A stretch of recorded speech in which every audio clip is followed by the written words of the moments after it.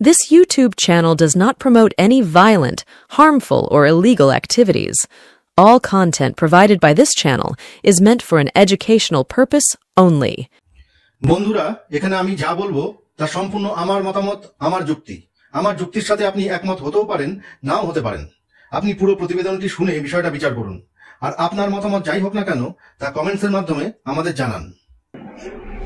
দিল্লির ব্যাপার দিল্লিতে, এ নিয়ে কোনো মন্তব্য করব না, কিন্তু যে বা যারা পশ্চিমবঙ্গ নিয়ে কোনো কথা বলতে চাইছেন তাদের স্পষ্টভাবে বলে দিই, 2026 সাল বিধানসভা নির্বাচন পশ্চিমবঙ্গে হবে এবং তৃণমূল কংগ্রেস অন্তত 250টি আসন পাবে এবং চতুর্থবারের জন্য মুখ্যমন্ত্রী হিসেবে শপথ নেবেন মমতা বন্দ্যোপাধ্যায়।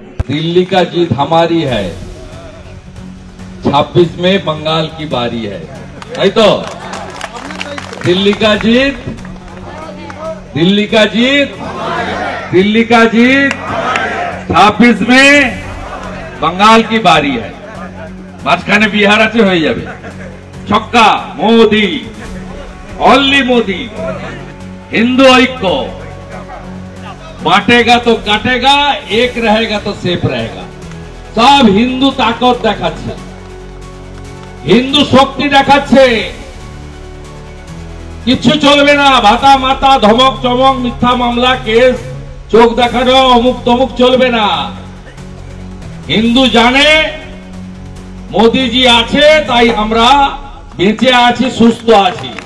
আমরা বাংলাদেশ হতে দেব না। দিল্লি হরিয়ানা বলেছে, মহারাষ্ট্র বলেছে, দিল্লি বলেছে, নভেম্বরে বিহার বলবে, আর আগামী বছর ফেব্রুয়ারি মার্চ এপ্রিলে বাংলাও একই কথা বলবে। নমস্কার বন্ধুরা, দিল্লিতে আম আদমি পার্টি গত 10 বছরের সরকারকে ভোটে পরাজিত করে এবার জয় ছিনিয়ে নিয়ে এলো বিজেপি। 2019-এর লোকসভা ভোটে বিজেপি দিল্লিতে দারুণ ফলাফল করেছিল, আর তার উপরেই ভর করে বিজেপি 2020 সালেও দিল্লি জয়ের চেষ্টা করেছিল, কিন্তু শেষ অবধি সফল হতে পারেনি। সেবার দিল্লি বিধানসভায় 70টা আসনের মধ্যে আম আদমি পার্টি পেয়েছিল 62টা আসন, কিন্তু 2025-এ এসে আর শেষ রক্ষা হলো না। বিজেপি এবার জয় ছিনিয়েই নিল, আর ঠিক এইভাবেই বাংলাতেও বিজেপি 2026-এ তৃণমূলের হাত থেকে ক্ষমতা ছিনিয়ে নিতেই পারে। বিজেপির এই জয় বা আম আদমি পার্টির পরাজয়ের কারণ খুঁজতে গিয়ে বিশেষজ্ঞরা বেশ কিছু কারণ খুঁজে পেয়েছেন। সেই কারণগুলিকে একত্রিত করলে বোঝা যাচ্ছে এবার বিজেপি বেশ আটঘাট বেঁধেই দিল্লিতে জয় করতে নেমেছিল। বিজেপি দিল্লি জয়ের জন্য যে যে অস্ত্র ব্যবহার করেছিল, সেই একই অস্ত্র ব্যবহার করে 2026-এ বিজেপির পক্ষে বাংলা জয় করাও সম্ভব। কিভাবে, সেটাই এখানে বলব। প্রথম যে কারণটা সামনে উঠে আসছে তা হলো অ্যান্টি ইনকনভেন্সি।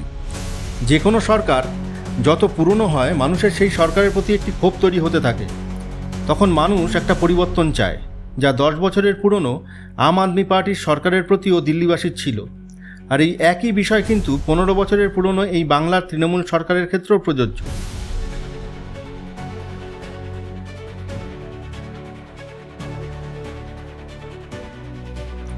দ্বিতীয় যে কারণটা সামনে উঠে আসছে তা হলো করাপশন বা দুর্নীতি। 2014 সালে মোদী সরকার আসার পর থেকে বিরোধী দলগুলির বিরুদ্ধে ইডি সিবিআই এর প্রভূত ব্যবহারের ফলে আজকে মানুষের মনে দুর্নীতি বিষয়টা সেইভাবে দাগ কাটে না। তাই কেজরিওয়াল যখন দিল্লি লিকার কেসে গ্রেপ্তার হয়েছিলেন, তা নিয়ে মানুষ অত মাথা ঘামায়নি। কিন্তু একসময় আন্না হাজারের দুর্নীতি বিরোধী আন্দোলন থেকে উঠে আসা কেজরিওয়ালের বিরুদ্ধে দিল্লির মুখ্যমন্ত্রী বাসভবনের সংস্কারের পেছনে কোটি কোটি টাকা খরচের যে অভিযোগ ওঠে, আর সেটা বিজেপি সুকৌশলে বারংবার প্রচার করে মানুষের মনে একেবারে গেঁথে দেওয়ার ব্যবস্থা করে, সেটা আর দিল্লিবাসী নিতে পারেনি। আর যদি আমাদের রাজ্যের দিকেই তাকানো যায়, তাহলে বর্তমান তৃণমূল সরকারের বিরুদ্ধে অসংখ্য দুর্নীতির অভিযোগ আছে। একাধিক মন্ত্রী জেলে। সঠিক পরিকল্পনার সাথে এই অস্ত্র এখানে প্রয়োগ করতে পারলে বাংলাতেও বিজেপির অনেক সম্ভাবনা আছে।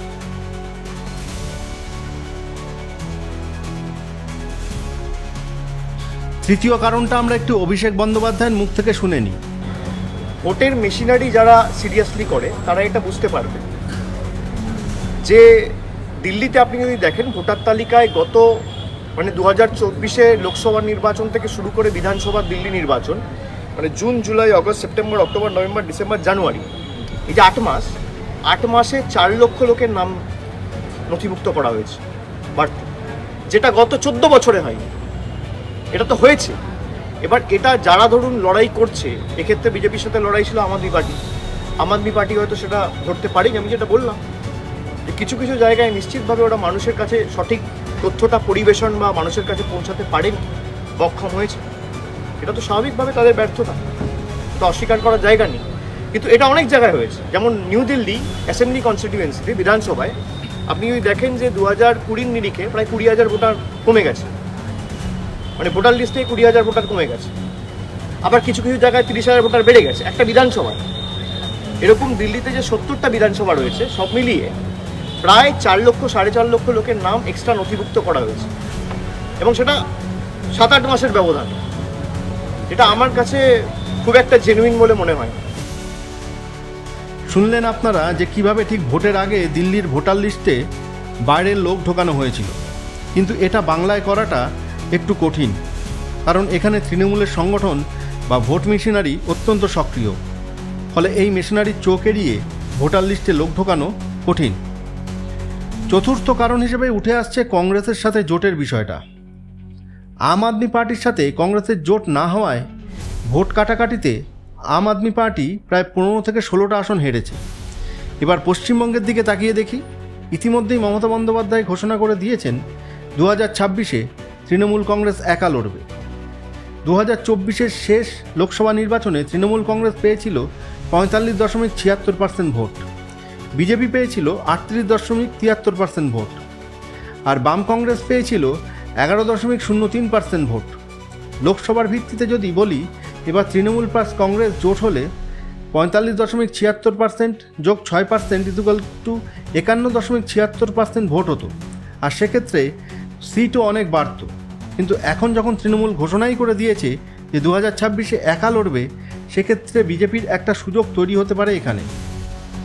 বিজেপির 38-এর সাথে যদি বাম কংগ্রেসের জোট থেকে 5% ভোট যোগ করতে পারে, আর অন্যদিকে বাংলাদেশে হিন্দুদের উপর অত্যাচারের ফলে শুভেন্দু অধিকারীর নেতৃত্বে বর্ডারের এপারে যে ব্যাপক আন্দোলন তৈরি হয়েছিল, তার ফলে যদি তৃণমূল কংগ্রেস থেকে 4 থেকে 5% হিন্দু ভোট বিজেপিতে আসে, তাহলেই কেল্লাফতে। পঞ্চম কারণটা খুবই ইন্টারেস্টিং। এই কারণটা বিশেষভাবে লোকে বলেনি, তবে আমি মনে করি এটাও একটা গুরুত্বপূর্ণ বিষয় যা বিজেপির মাথায় রাখা উচিত। দিল্লিতে বিজেপি ঘোষণা করেছিল ভোটে বিজেপি জিতলেও কেজরিওয়ালের সমস্ত প্রকল্প চালু থাকবে, কোনো প্রকল্প বন্ধ করা হবে না। পশ্চিমবঙ্গের ক্ষেত্রে দিল্লি বিজেপির এই দাওয়াই প্রয়োগের ব্যাপক সুযোগ আছে, কারণ মমতা বন্দ্যোপাধ্যায়ের প্রচুর প্রকল্প চলে, আর এটা তৃণমূল কংগ্রেসের ভোট জেতার অন্যতম কারণ। হয়তো এই প্রকল্পগুলোই তৃণমূলের বিরুদ্ধে অ্যান্টি ইনকনভেন্সি থাকা সত্ত্বেও প্রতিটা ভোটে বাঁচিয়ে দেয়। নিজেদের ইগো ভুলে বিজেপি এখানে আঘাত করতে পারলে অনেকটা এগিয়ে যেতে পারে বলে মনে হয়। দিল্লি নির্বাচনে আম আদমি পার্টির হারের যে কারণগুলি উঠে এসেছিল, তার পরিপ্রেক্ষিতে বাংলার অবস্থা আলোচনা করলাম। এর মধ্যে কতটা সম্ভব তা আগামী দিনেই বোঝা যাবে। বন্ধুরা, আমাদের এই ছোট্ট চ্যানেলটিকে সামনের দিকে এগিয়ে দিয়ে যেতে জয়েন বাটনটা ক্লিক করে আমাদের সদস্য হন, আর প্রতিবেদনটির বিষয়ে আপনার নিজেদের মতামত জানান কমেন্টসের মাধ্যমে। আমাদের এই বিশ্লেষণমূলক প্রতিবেদনটি ভালো লাগলে ভিডিওটিকে লাইক ও শেয়ার করতে ভুলবেন না। এরকম এগিয়ে এসে দেখা খবর নিয়ে দ্য ডট আগামী দিনে আসতে চলেছে। নিয়মিত দ্য ডটের বিশ্লেষণমূলক প্রতিবেদন দেখতে চাইলে অবশ্যই চ্যানেলটিকে সাবস্ক্রাইব করে রাখুন। একই সাথে পাশের বেল আইকনটি ক্লিক করতে ভুলবেন না যেন। আজকের মতন বিদায়।